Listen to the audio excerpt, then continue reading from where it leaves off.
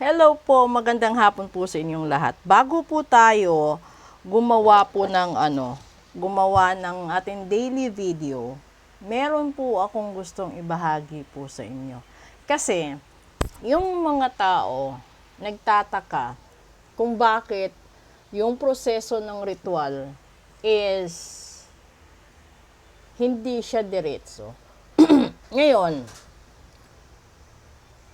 pag ikaw nag-decide ka na magpa-ritual, halimbawa, yung ritual is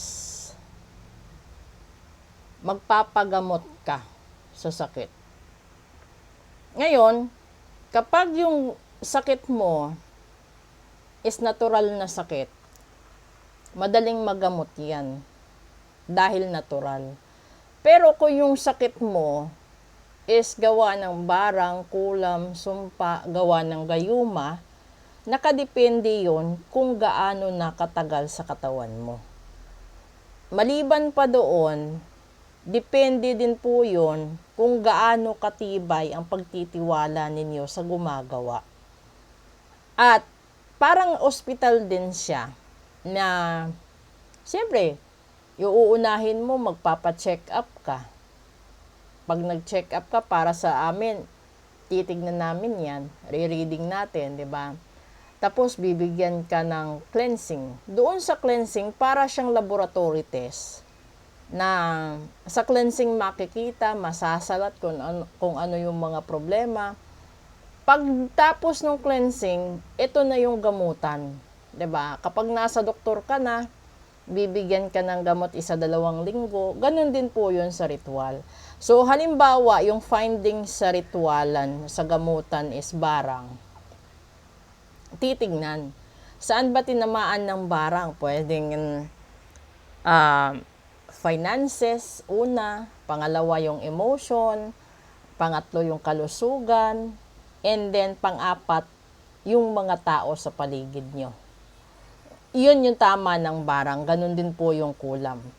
Yung pinagkaiba lang nila, yung barang is leading to death talaga. Kapag pinabayaan mo, yung dulo nun is kamatayan.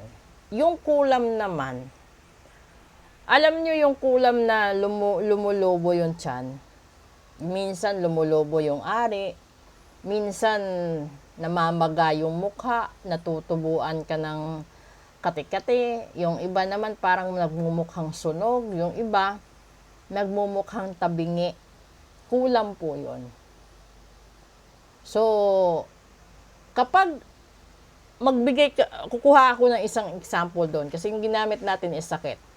Halimbawa, barang, no? Yung barang, kapag ginamot natin sa unang 72 hours, makikita mo kung binarang ka sa apoy, binarang ka sa tubig, at kung saan-saan pa.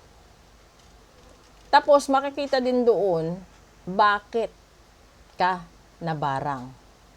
And then along the way sa gamutan na yan, makikita yung adjustment ng vibrations mo, ng kaluluwa mo, katawan mo, puso't isipan mo sa gamutan. At kapag yung hinihiling mo is lubos na gusto mong mangyarit matupad, dapat nakahanda ka sa lahat ng makikita dyan. Dahil posible na yung lalabas dyan, binarang ka dahil nang agaw ka ng ibang tao o ibang nagpagmamahal. Posible nang binarang ka dahil sa utang mo, sa agawan ng mana, sa agawan ng property, or sa agawan ng asawa, or agawan ng boyfriend, or posible nagnakaw. Diba? Kalimitan naman kasi talagang binabarang, nagnakaw.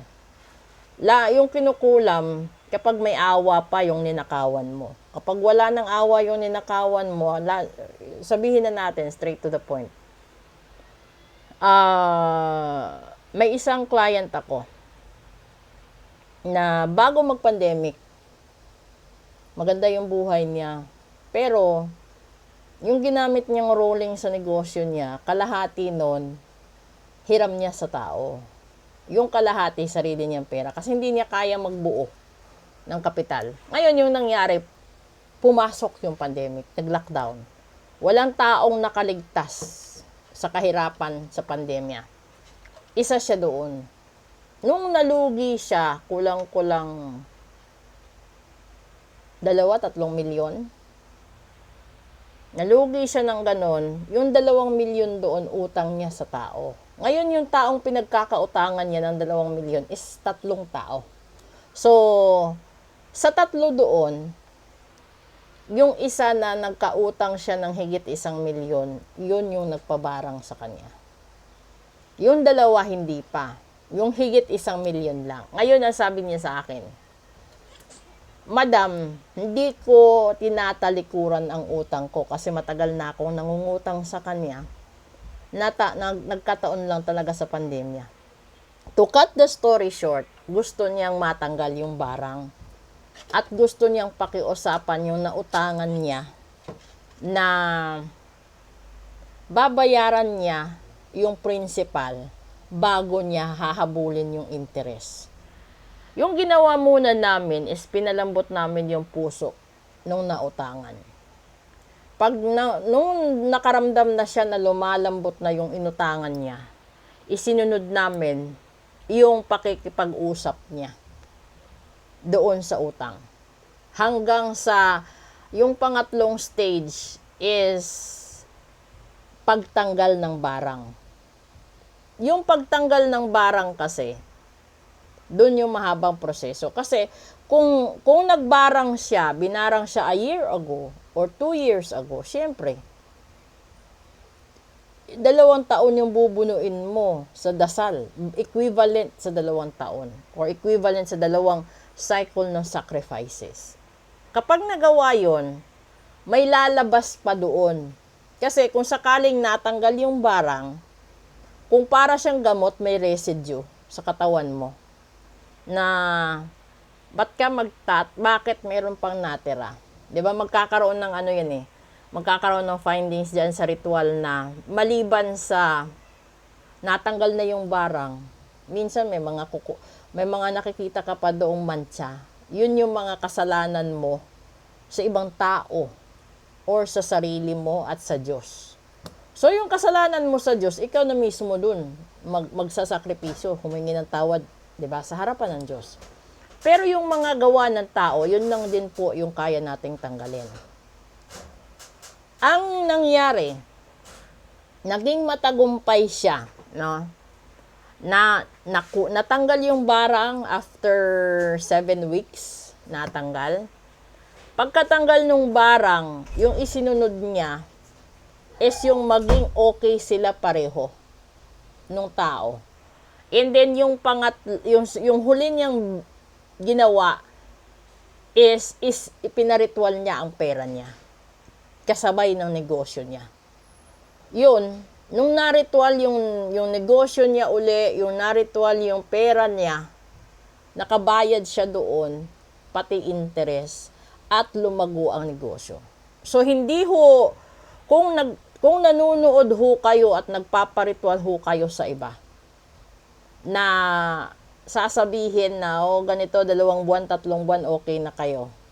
Depende ho yun. Kasi kahit katawan ng tao, kapag ginamot, depende po yun. May gamutan na panghabang buhay, may gamutan na ilang linggo, may gamutan na ilang araw, meron din pong ilang buwan.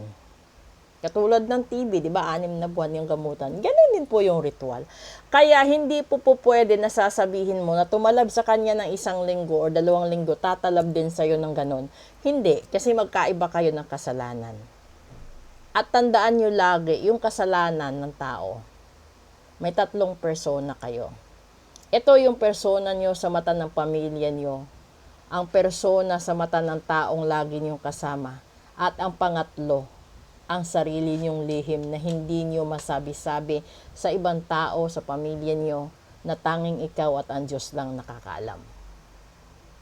Okay? So, proceed tayo sa regular daily episode po natin at saka healthy reading. Maraming salamat po. Good afternoon.